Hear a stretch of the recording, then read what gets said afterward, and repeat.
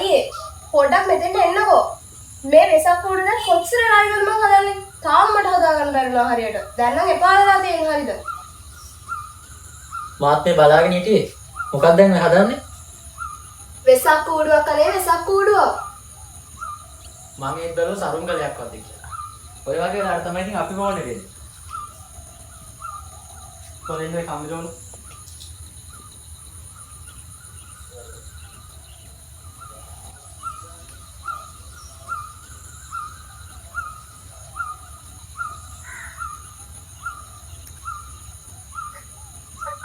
මොකද මේ දෙන්නත් එක්ක කරන්නේ? මට වෙසක් කාඩ් ලියන්න උදව්වට එන්නම් කියපු දෙන්නම නැති නිසා මම මේ බලන්න ආවේ. මේ නාගේ වෙසක් කෝඩුවක් හදන්න පටන් ගන්නනේ. මේකට උදව් කරන්න කියලා. අනේ කො බලන්න.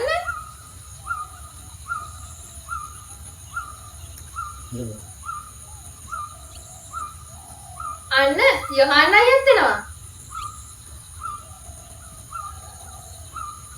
අපේ මේ මොකද කට්ටියම කරන්නේ? අපි මේ වෙසක් සමරන්න ලෑස්ති වෙනවා.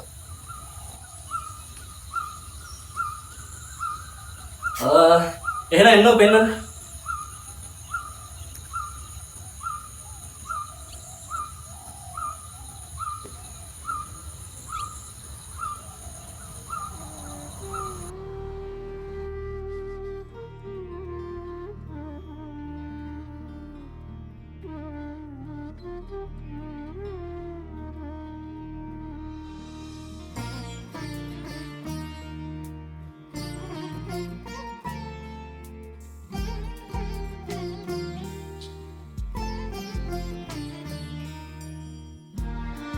සදෙව්ලෝවාසී දෙවියෙක් මෙන්න මෙහෙම ආරාධනාවක් කරනවා. කාලවයන්තේ මහාවීර උප්පජ්ජ මාතු කුජිතා. මහාවීරයාණන් වහන්සේ මව්කුස ඉපදීමට කාලයයි. මේ ආරාධනාව කළේ සදෙව්ලෝවාසීව සිටි සන්තුසික දිව්‍ය පුත්‍රයාටයි. ඒ කියන්නේ අපගේ මහා බෝධිසත්වයන් වහන්සේට. කාලය ඇවෑමෙන් පසු කාලය දීපය දේශය කුලේ මව් කියන පංච මහා විලෝකනය සිදු කරලා කාලය එළඹීමෙන් සුද වූ නිර්වගේ අගමහිසිය වූ මහාමායා දේවියගේ කුස පිළිසිඳ ගත්තා. කෙමෙන් කෙමෙන් කාලය ගත වී යාමත් සමගින් ගැබ්බර මායා බිසව කපිලපස්තු පුරයෙන් නික්ම සිය පිය රජතුමන් බැහැතකීම උදෙසා ගමන් ගන්නා අතක පාරයේදී අලංකාරත්වයෙන් පරිපූර්ණ වූ සල් පුයනක් දැක මදක් විවේක සුවයෙන් ගත කළා. එහිදී එතුමියට දැනුණු ශාරීරික අපහසුතාවයක් හේතුවෙන් ඒ අසල වූ සල් අත්තක් වෙත සිය අත දිගු කළ මොහොතේදී ලොවක් සනසාලමින් ඒ උතුම් වූ උපත සිදුවිය. ඒ සිදුහත් කුමාරෝත්පත්තියයි. එදා ලුම්පින සල්බුයන පමණක් නොව තුන් ලෝකයටම ආලෝකය පත්ලවමින් ඒ උතුම් වූ උපත සිදුුණේ අද වන් වූ උතුම් වූ වෙසක් පුර පසළොස්වක පොහොය දවසකයි.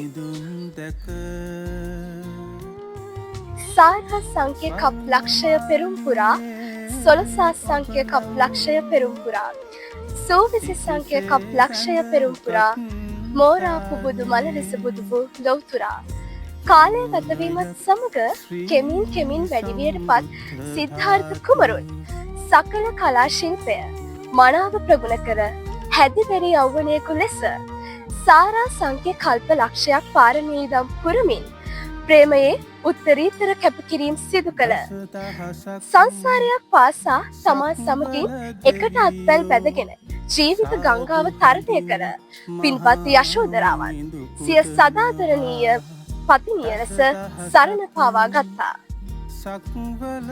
තමන් වහන්සේ සමගින් භවයක් පාසා ප්‍රේම සංචාරයෙහි නියැලුණු ඒ උතුම් ශ්‍රී රත්නයත් සමගින් ජීවිතය ගත කළ සිද්ධාර්ථ කුමාරයා මහල්ලෙක්, ලෙඩෙක්, මලකඳක්, පැවිදිරුවක් කියන සතර පෙර නිමිති දැක මහත් කම්පාවට පත්ව තම ජීවන සහකාරය වුණු යශෝදරාවත් අලුත උපන් සිඟිති පුතු රාහුලයන්වත් රම්‍ය සුරම්‍ය සුභාදී සුවිසල් මාලිගා සැප සම්පත් සියල්ල අතහැර ගිහි ගෙයින් නික්මුණා.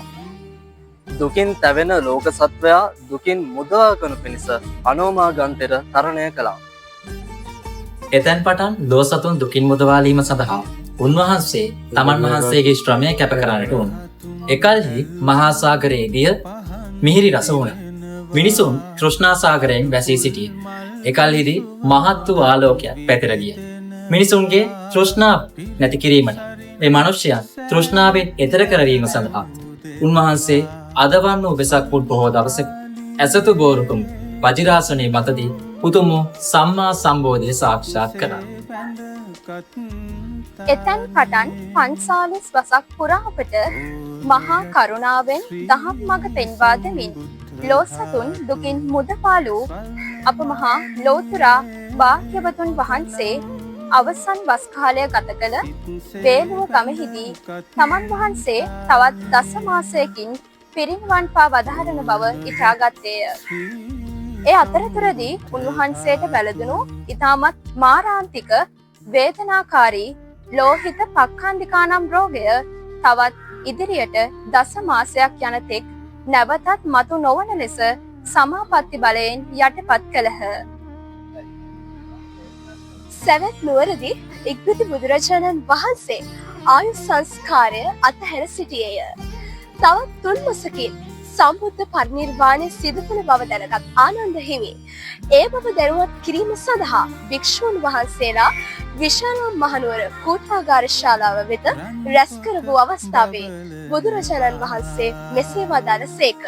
මහණෙනි, කරුණාවෙන් ඔබ සැම අමතමි. සියලු ආයු සංස්කාර ධර්මයන් නැසෙන සුළුය. එළඹ සිට සිහි ඇතිව ගුණ ධර්ම වඩන්න. මෙයින් 3 මාසක් ගිය තැන තථාගතයන් වහන්සේ පිරිනිවන් පානසේක. එතැන් සිට 3 මාසයක් ගත වෙද්දී මල්ල රජදරුවන්ගේ උපවත්තන සල්ුවනේ සල්ගස් දෙකක් අතර ආනන්ද හිමියන් විසින් පනවන ලද සයනෙහි සැතපුණු බුදුන් වහන්සේ පැමිණ සිටි භික්ෂූන් අමතා මහණෙනි, කරුණාවෙන් මම ඔබ අමතමි. සියලු සංස්කාර ධර්මයන් නැසෙන සුළුය. එබැවින් දුකින් අත්මිදීම සඳහා නොපමාව කුසල් දහම් රැස් කරන්න යයි බුදුන් වහන්සේ තමන් වහන්සේගේ අවසන් බුද්ධ වචනය දේශනා කළා. මධ්‍යම රාත්‍රියේහි උපවර්තන සල්වනේ අකලට පිපුණු සල් මලින් පිරී ගියා. මල් රේණු හා මල් පෙති බුදු සිරුර මතට ඇදහැළුණා. සියලු ධර්මයන්ගේ අනිත්‍යභාවය ප්‍රකට කරවෙන අප මහා ගෞතම තථාගතයන්න් වහන්සේ මහා පරිනිර්වාණ ධාතුවේ පිරිනිවන් පා වදාළා. තුන් ලොවක් සනසා වදහල සහස්‍ර සංඛ්‍යාත ගිහි පැවිදි ශ්‍රාවක පිරිසකට දහම් මඟ පෙන්වා දුන් නිවන් සුව වෙත යොමු කළ මහත් වූ කරුණාවෙන් සහ ප්‍රඥාවෙන් පරිපූර්ණ වූ යසහාය ශාස්ත්‍රවරයාණන් තවත් වසර දසදහස් ගණනක් පුරාවට පැතිර යන උතුම් වූ ධර්මාලෝකයක් ශේෂ කරමින් පිරිනිවන් පා වදාළේ එලෙසිනි. එසේ තුන් ලෝකයට අග්‍ර වූ ලෝසතුන්ට නිවැරදි මාර්ගය පෙන්වා දුන් අප මහා ලෝතුරා බුදුරජාණන් වහන්සේගේ උතුම් වූ දෙමඟුල අදවල් වෙසක් පුර 15 පොහෝ දිනේ බෞද්ධයන් වන අප සිහිපත් කරනවා. දසදහසක් සක්වල දෙවියෝ සාදු හඬින් මහා